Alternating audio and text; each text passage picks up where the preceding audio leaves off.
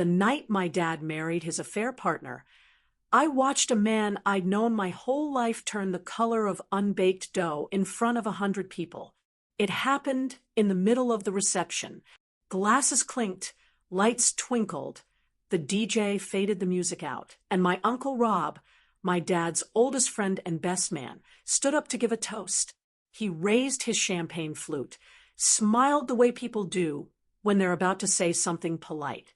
Then he said, loud enough for the whole room to hear, "Paul, I keep thinking about what you told me the night you first invited Tessa to your hotel room. Remember? You said, I've spent 25 years building a life with a woman who did all the work. Now I finally get to enjoy it with someone exciting before I convince my daughter to sign the house over to me." The hall went silent. My dad went pale. Tessa's smile collapsed. And in that moment, surrounded by flowers and fairy lights and the remains of a very expensive wedding dinner, the story I'm about to tell you finished cracking open. Because those weren't just cruel words. They were evidence. Evidence I had placed in my uncle's hands. Evidence that turned a quiet, devastated daughter into the one person in the room who wasn't surprised when her father's second marriage began to fall apart before the cake was even cut. My name is Claire Monroe. I'm 27 years old now, but this story really started when I was 23. Back then, my life was small and ordinary in the way you only realize later is precious. I lived in a slightly shabby apartment with a roommate who collected succulents. I worked as an assistant at a publishing house, drinking too much coffee and copy editing manuscripts that would never see a shelf. I went to my parents' house every Sunday for dinner because my mom, Caroline, was incapable of cooking for fewer than 6 people, and my dad, Paul, liked to argue with me about books over roast chicken. We were not a perfect family, but we were ours. My parents had been married for 25 years. They met in college in the late 80s, 2 broke kids with shared textbooks and big dreams. My mom became a nurse. My dad studied accounting and eventually became the CFO of a regional manufacturing company. If you asked Mom why the marriage worked, she'd say, "He's good with numbers, I'm good with people." Between the two of us, we've mostly kept the lights on and the feelings sorted. If you asked Dad, he'd smirk and say, "She was the only one who'd put up with me." They bickered like pros about how much salt should go in the stew, whether we really needed high-speed internet, whose turn it was to fix the leaky faucet. But underneath the noise, there was loyalty. At least, that's what I believed.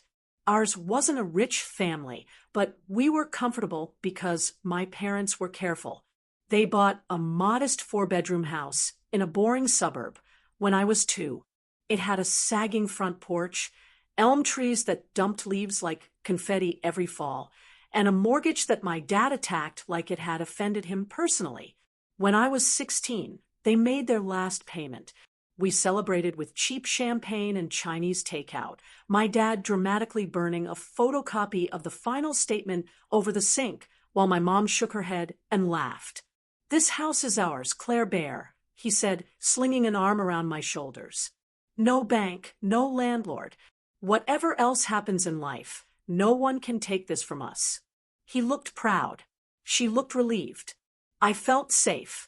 I didn't know then how casually he would gamble that safety away.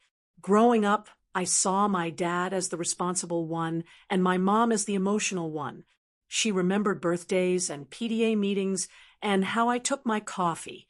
She sat with me through breakups, listening like my teenage drama was the most important thing in the world. She worked the overnight shift at the hospital when we needed extra money, then came home and still made pancakes on Saturday mornings. My dad, on the other hand, was the planner, the saver, the one who always had a spreadsheet and a strategy. He taught me how to balance a checkbook, how compound interest worked, why never co-sign anyone's loan, not even if they swear you'll be rich together.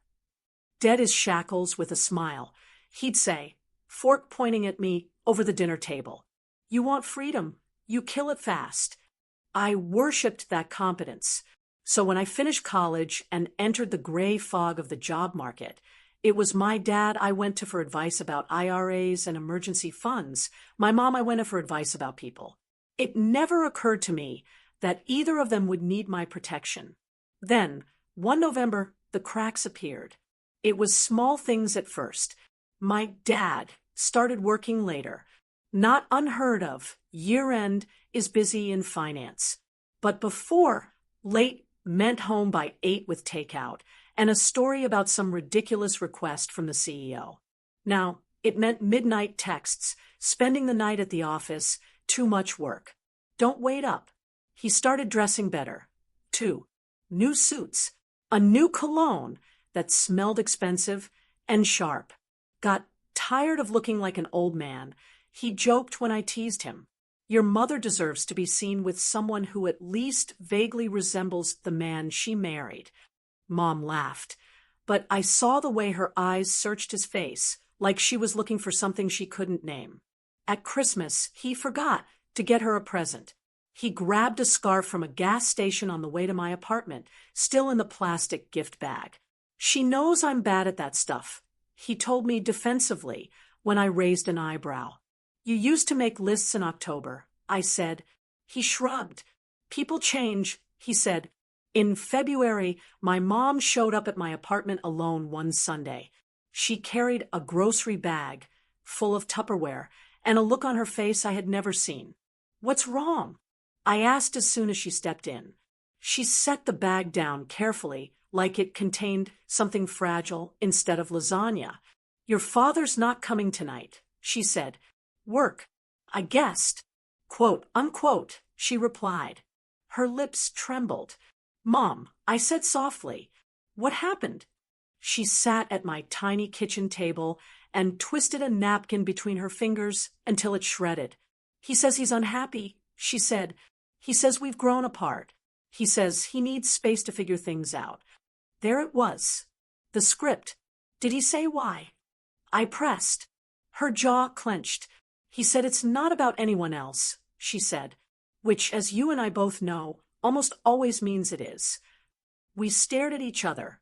In my mind, a younger version of my father burned the mortgage statement and declared, whatever else happens in life, no one can take this from us. Apparently, no one did not include himself. Have you seen anything, she asked hesitantly, around the office events you go to? Heard any names? I shook my head. At the publishing house, we sometimes handled his company's reports, but I didn't know his coworkers well enough to recognize an affair partner on site. And even if I had, what would I have said? I'm sure it's a midlife crisis. My Uncle Rob said when I called him later. I've known your dad for 30 years. He's an idiot sometimes, but he loves your mother. He'll get over it. But my dad didn't get over it. He moved out in March into a sleek downtown condo just for a few months to clear his head. By April, my mother had hired a lawyer. By May, I knew her first name. Her name was Tessa Lane. She was 30, 3 years younger than me, 25 years younger than my mom. I saw her for the first time at a company awards banquet I'd been roped into attending as my publishing house's representative. My dad's company was a big client. We sent someone from our team each year to sip wine and feign interest in quarterly growth. I spotted him across the foyer, laughing with a cluster of executives. At his side was a woman in a deep blue dress, her blonde hair in perfect waves, manicured hand resting lightly on his forearm. They looked intimate, too intimate for a man still legally married. Who's that? I whispered to my colleague. He squinted. Oh, that's your dad, right? He said. Nice. He's dating the head of marketing now. Didn't know they'd made it official, but everyone saw it coming. Head of marketing, I repeated. Yeah, Tessa something. He said. She basically lives in the exec wing. Heard she's the one pushing all those edgy ad campaigns your dad hates. Guess he didn't hate all her ideas. He chuckled. My skin prickled hot and cold. Later, in the bathroom, I locked myself in a stall and tried to breathe. On my way out, I ran into my father near the coat check. "Claire," he said, surprised, and then pushing it into charm. "I didn't know your company got invites to this thing." "Client perks," I said. "Looks like you've got perks of your own." His jaw tightened. "She's a colleague," he said. "Don't make something out of nothing." "Is that what Mom is doing?" I asked quietly. "Making something out of nothing?" He looked around, as if checking who might overhear. "I'm not having this conversation here," he said. "This is a work event." "You brought your colleague like a date," I said. "That makes it a different kind of event." His eyes hardened. "Be careful, Claire Bear," he said, voice dropping. "You don't know the whole story. I know Mom is crying herself to sleep in a house she helped you pay off while you play midlife boyfriend downtown." I snapped. "That's more story than I ever wanted." He flinched, then recovered. "Your mother and I are adults," he said. "Our marriage is between us. I hope you won't take sides." But of course, I already had. Sometimes remaining neutral just means siding with the one who has more power. The divorce dragged like an old injury. My dad fought over everything. The house, the retirement accounts, the vacation timeshare they barely used. He claimed with a straight face that my mom didn't really contribute financially, conveniently erasing decades of her working double shifts at the hospital so he could climb a corporate ladder. "If she wants to keep the house, she can buy me out," he told me, as if he hadn't once sworn it was ours. "Where is she supposed to get that kind of money?" I asked. "You know, her savings went into my college and patching up things your job's insurance didn't cover." "She's a grown woman," he said. "She can figure it out." Meanwhile, he moved Tessa into his condo. "It's just temporary," he told me when I ran into them at a coffee shop, my mother's lawyer papers burning a hole in my bag. "We're keeping things low-key for your sake." My sake. I wanted to scream. Instead, I focused on helping my mom. I went with her to meetings with her attorney. I helped her sort through bank statements, finding charges that didn't match the life I'd seen growing up. Weekend trips to resorts he'd never taken us to, jewelry stores, restaurant bills that matched dates and locations I now knew corresponded to conferences, and late nights at the office. "Can we use this?" I asked her lawyer, pointing at a stack. He nodded grimly. "This helps," he said. "Judges don't like seeing marital funds spent on affairs." In the end, my mom got to keep the house, partly because of her lawyer, partly because my dad's own arrogance left a paper trail even he couldn't explain away. He didn't forgive that. "It's just brick and wood," he told me after a mediation hearing. "We'll each start fresh. She can take the memories, I'll take the freedom." He said it like he was being generous. I watched my mother sit alone on the back porch that night, staring at the yard she'd mowed herself when he was too busy. "Are you okay?" I asked. She smiled weakly. "I will be," she said. "Eventually." He married Tessa less than a year after the divorce was final. At first, I heard about it through social media. An engagement photo, her hand on his chest, ring glittering, captioned. She said, "Yes, ring sparkles," from his new Instagram account. My stomach twisted. My phone pinged with a text from her number, one I'd only seen on his screen before. "Tessa, hi Claire.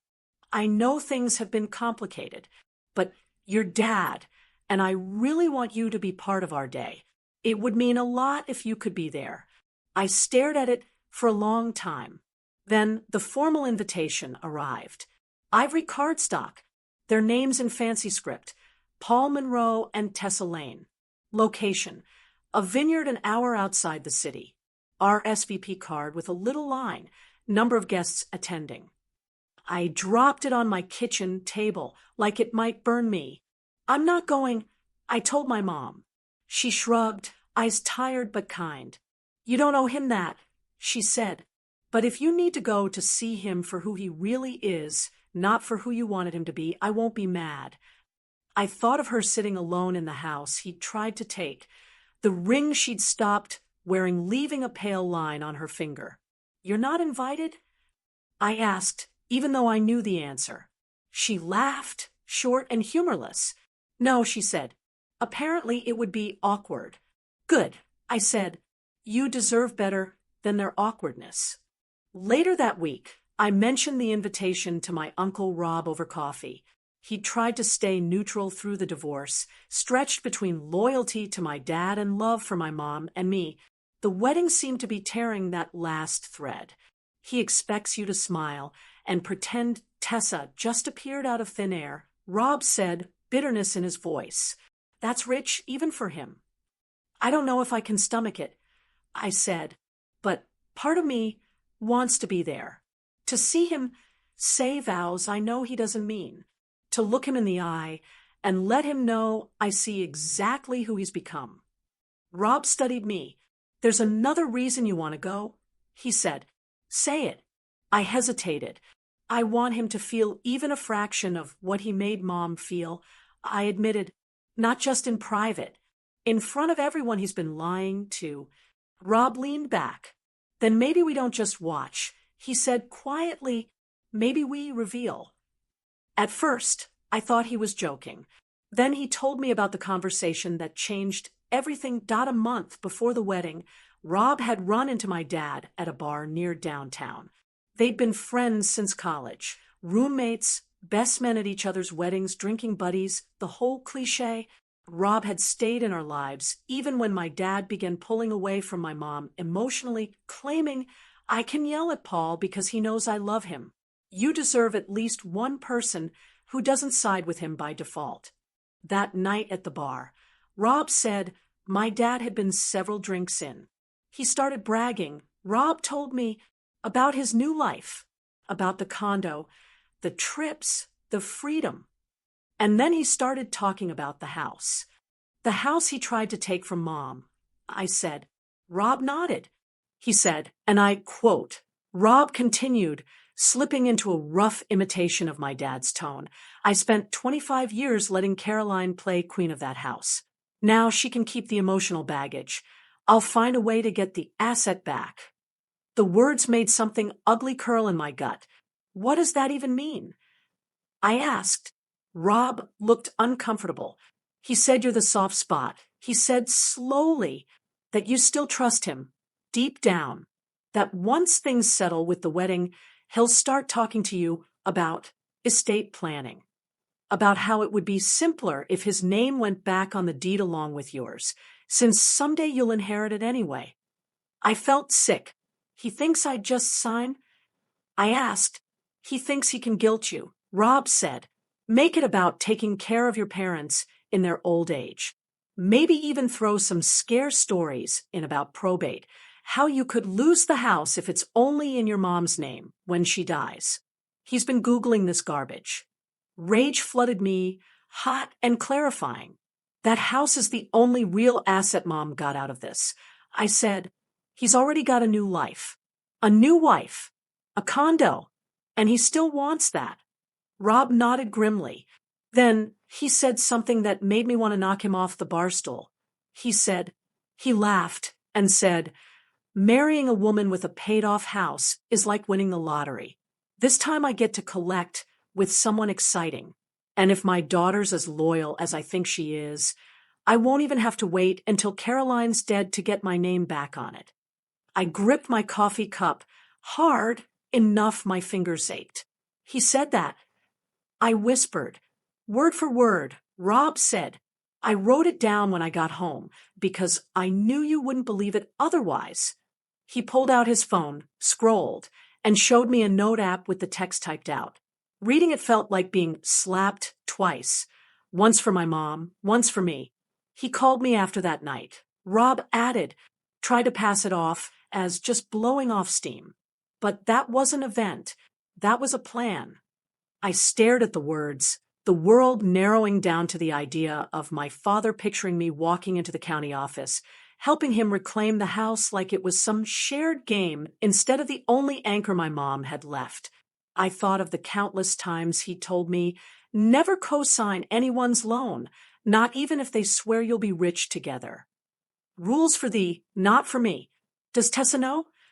I asked. About the house. About his plan. Rob shrugged. He said she's on board, with him being smart about assets. He said, whatever that means. But I doubt she knows he was still trying to drain value from the life he built with your mother to fund their version of it. I set my cup down. I'm going to the wedding. I said, and Rob asked, and I'm not going as a supportive daughter.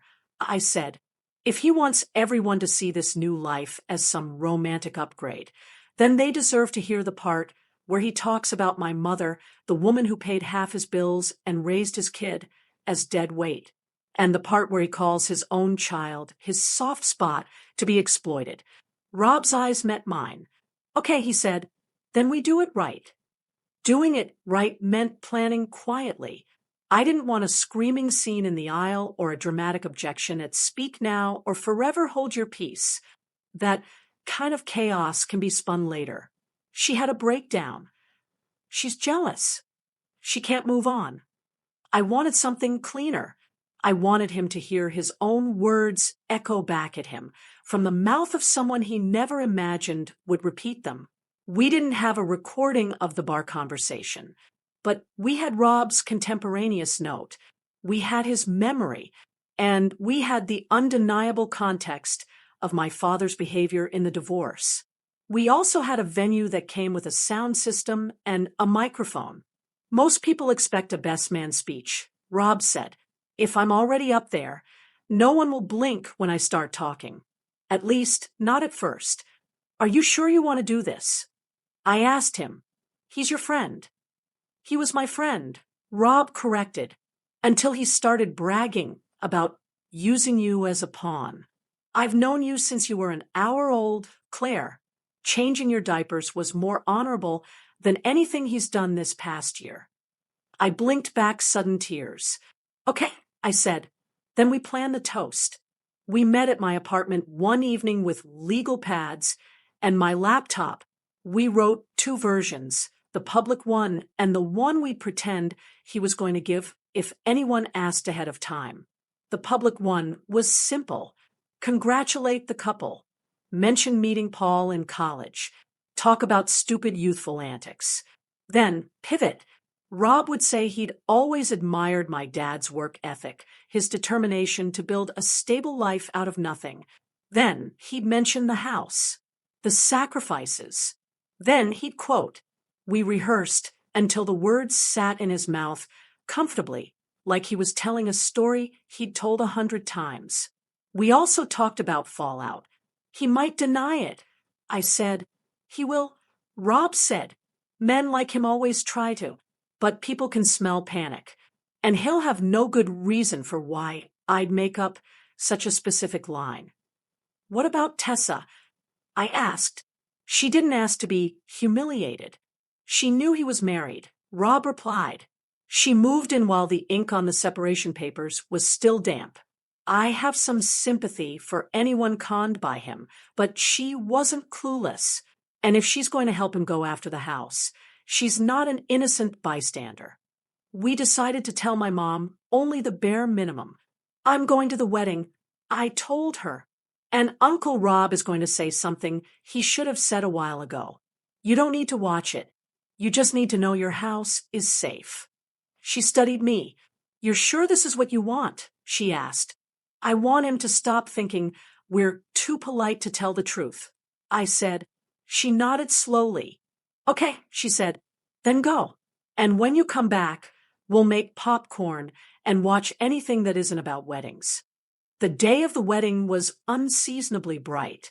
The vineyard grounds were all rolling hills and tidy rows of grapes, the kind of place where people take engagement photos draped over fences. Guests milled around in dresses and suits, clutching flutes of champagne, making small talk about how romantic it all was. I felt like I'd walked into a play I knew the ending to, but no one else did. Claire. My father's voice boomed behind me. I turned. He looked like a magazine version of himself. Tuxedo, hair just gray enough at the temples to read as distinguished, teeth very white when he smiled. "You made it," he said, arms opening like I should fall into them. I took a step back. "Thanks for the invite," I said coolly. He pretended not to notice my stiffness. "This means a lot," he said. "I know it's been a rough year, but you're my daughter. You'll always be my girl." The words sounded cheap now. Before I could answer, Tessa appeared at his elbow, all lace and makeup and practiced warmth. "Claire, hi," she said. "You look beautiful." "Thanks," I said. She beamed. "I'm so glad you could come," she said. "Your dad talks about you all the time. He's so proud." I wondered if he talked about me when he called me his soft spot at the bar. "I'm sure he does," I said. If she noticed the sarcasm, she hid it well. The ceremony itself was pretty. They'd chosen an outdoor spot under a white arch vows where the usual saccharine mix of "you're my best friend" and "I promise to love you forever." I barely heard them. My mind was on the reception. Inside the hall, the staff moved like choreography around the tables, placing plates, refilling glasses. I found my seat at a table near the dance floor. To my left, Rob, fiddling with his tie, trying to look casual. To my right, Tessa's older sister, Monica, who'd introduced herself earlier with a grip like a handshake and a look that said she saw more than she let on. "I'm glad someone from your mom's side came," she'd said quietly when we Saturday. "It makes this feel less lopsided." "You know about everything?" I'd asked. She snorted softly. "I'd have to be incredibly stupid not to," she said. "I love my sister, but she does not make wise choices with men. Your father fights with my conscience." I liked her instantly. Dinner passed in a blur. People clinked glasses and told tame workplace stories about my dad.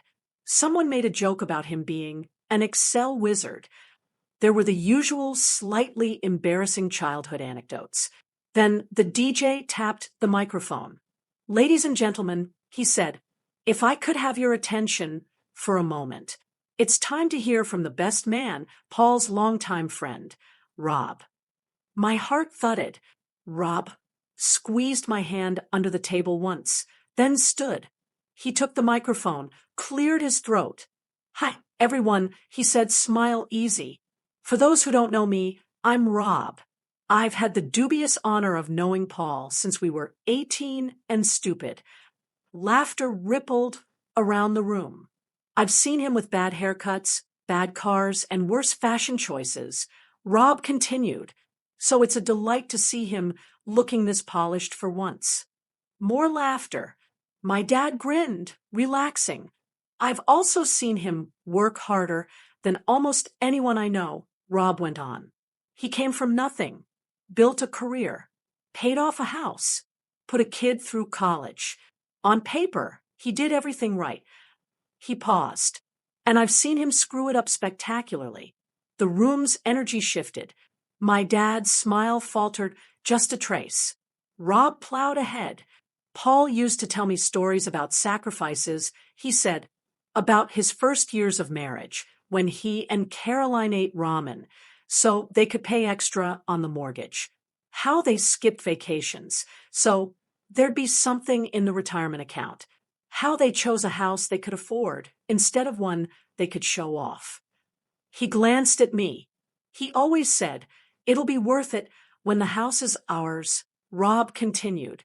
"And one day it was no more bank, no more landlords, just a home paid for with sweat, overtime, and a woman who worked night shifts so he could climb the corporate ladder." Tessa shifted in her seat. "Now, life is complicated," Rob said. "People grow. Relationships change. I'm not here to relitigate anything." He took a breath. "But a few months ago, Paul said something to me in a bar that I haven't been able to forget. He said," he laughed and said, "I've spent 25 years building a life with a woman who did all the work. Now I finally get to enjoy it with someone exciting before I convince my daughter to sign the house over to me." The words landed like bricks. The room went utterly still. My father's face drained of color. Tessa's jaw dropped. Monica made a small, strangled sound. Rob didn't stop.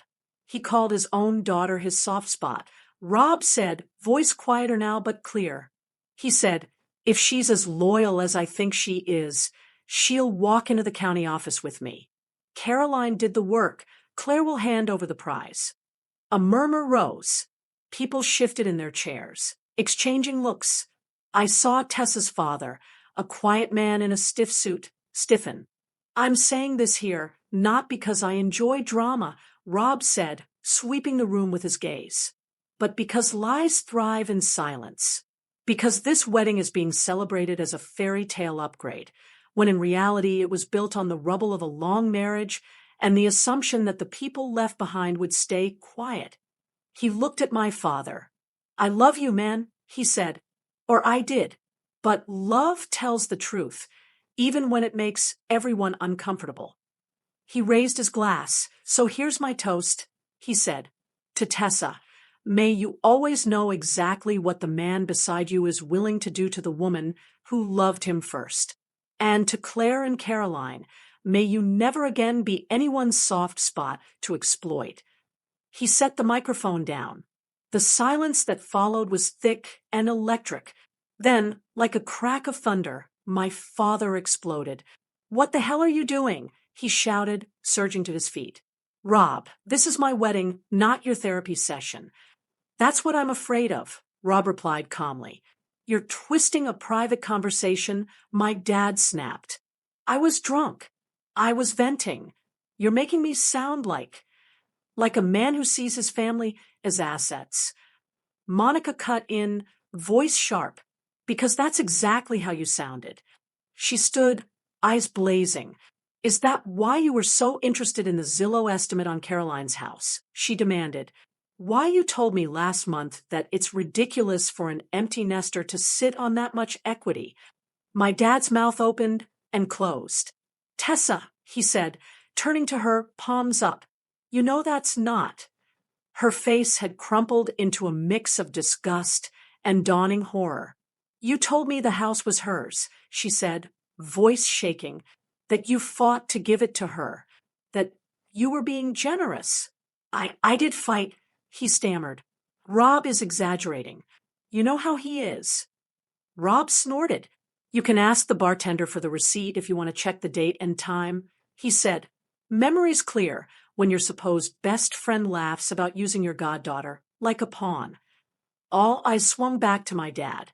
He scanned the room, looking for an ally. He found none. Even his own sister, my Aunt Marie, stared at him like she'd never seen him before. My grandmother, his mother, who had made it clear she was uncomfortable with the divorce but had still shown up, sat with her hands clasped, white-knuckled, lips pressed tight. Tessa's parents looked furious.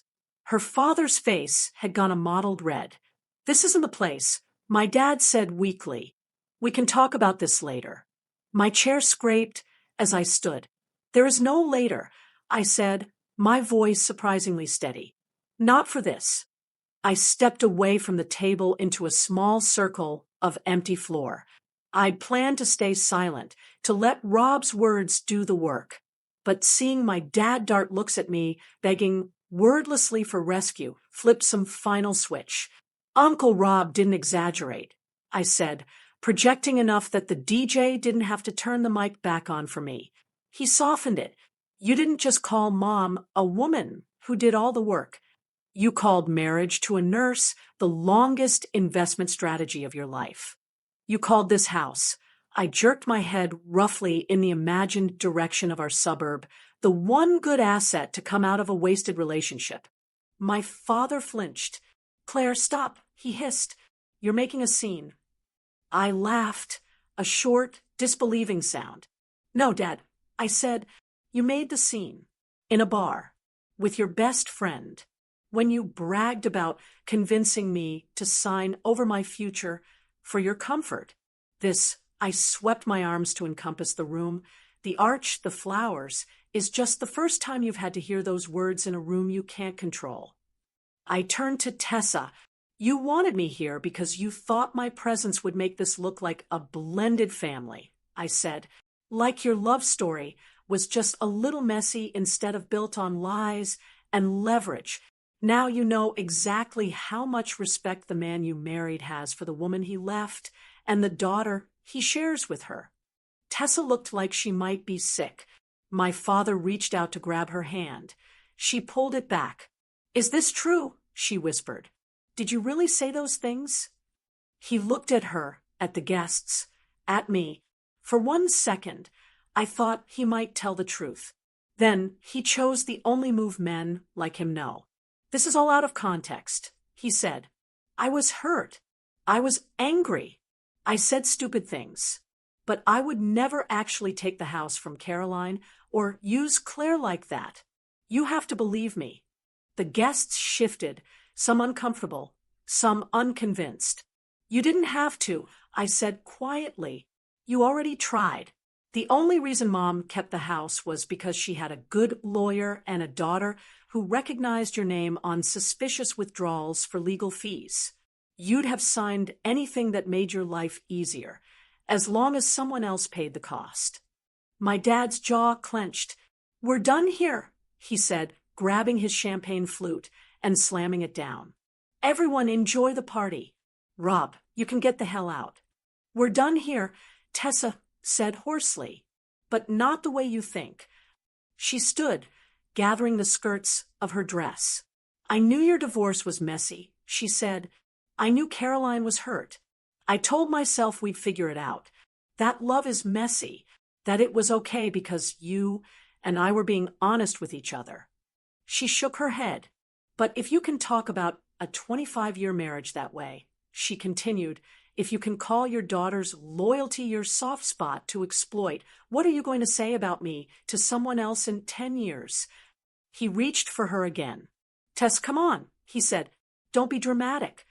She stepped back. Your entire life is drama, she said. I'm just finally noticing who's writing the script. She turned to her parents. Can we go? She asked. Her father nodded, jaw tight. They walked out together, weaving through the stunned guests. No one stopped them. My dad stood in the middle of the room, alone in his tux.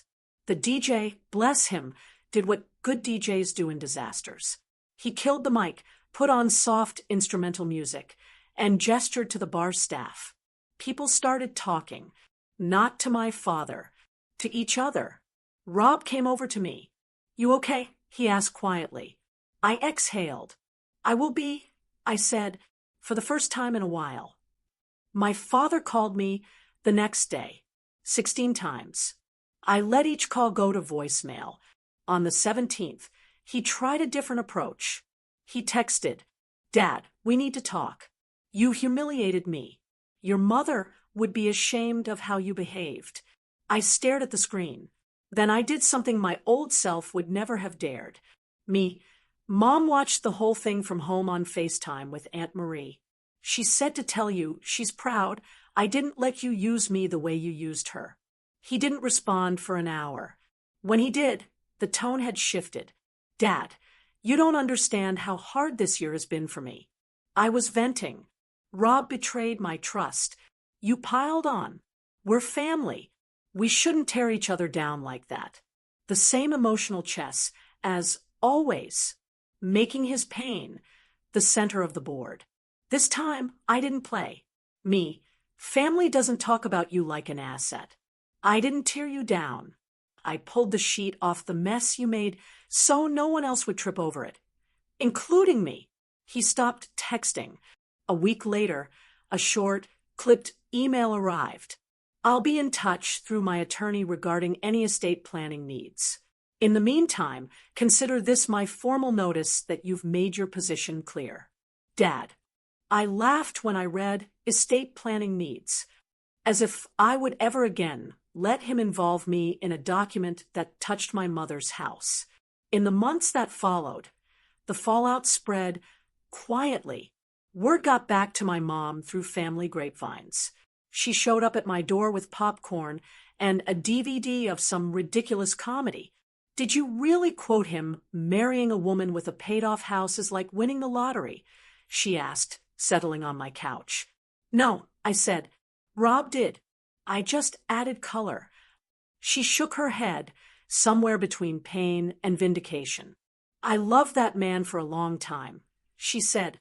I thought I knew all his ugly sides. I guess I didn't. You knew enough to keep the deed in your name, I pointed out. She smiled faintly. That was more stubbornness than wisdom, she said. Turns out, sometimes that's enough. Rob's friendship with my dad didn't survive the wedding.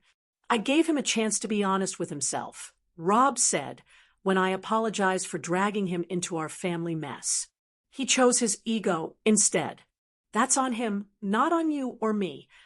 Tessa, from what I heard, moved out of the condo within a month. She didn't come knocking on our door for solidarity. I didn't expect her to. We were two women connected by a man's selfishness, not by shared values. If she learned anything, I hoped it was that the way someone talks about their ex and their children is a preview, not just a history. As for me, my life grew deliberately small again. Work, friends, Sunday dinners with my mom and Aunt Marie, though now they were in the house that was definitively my mother's. Sometimes we sat on the back porch and watched the sunset. It's strange, my mom said one evening, mug of tea cradled between her hands. I used to imagine your father and I growing old here together. Now, when I picture the future, it's you and me, maybe grandkids if you want them, maybe just more succulents. And you know what? I'm okay with that. I leaned my head on her shoulder. I am too, I said. People love to ask when they hear the short version of this story. So, was that your revenge? I understand the impulse. They want the neatness of cause and effect, the comfort of karma, delivered on a silver platter of microphone feedback and shocked gasps. And yes, in one sense, that wedding night was revenge. It was the moment my father learned that the people he counted on to keep his secrets could also be the ones to expose them. It was the moment Tessa saw, not just that he cheated, but that he calculated. It was the moment cousins and co-workers and neighbors had to reconcile the man in the tux with the man in the quote. But for me, the real revenge was quieter. It was in every call I didn't answer when he tried to guilt me afterward, every document I refused to sign, every time I chose my mother's stability over his convenience. It was in recognizing that being someone's soft spot is dangerous when they see your loyalty as a lever, not a gift. For a long time, I believed strength looked like forgiving quickly, staying calm, smoothing things over. Now, I know it can also look like standing up in a room full of people who'd prefer a good story and saying, here is the part you were never supposed to hear. If you're listening to this, and you feel that pull between wanting to keep the peace and wanting to tell the truth, I hope my story gives you permission to choose the latter. You don't owe anyone your silence about their wrongdoing, especially not someone who is already making plans for your future without your consent. These days, my dad and I are not close. We exchange an obligatory text on my birthday, and at Christmas, he sends generic messages like, hope you're well, work is busy, maybe we can catch up sometime. Maybe we can. Maybe we never will. Either way, he knows that the house on Maple Street is off limits. He knows I heard him when he showed me who he was. And he knows that if he ever forgets, there are 100 people who sat in a vineyard hall and watched his face go white the moment his favorite bar story stopped being private. My mom's name is the only one on the deed. Someday, God willing, mine will join it. Not because he maneuvered us, because we chose it, on our terms, not his.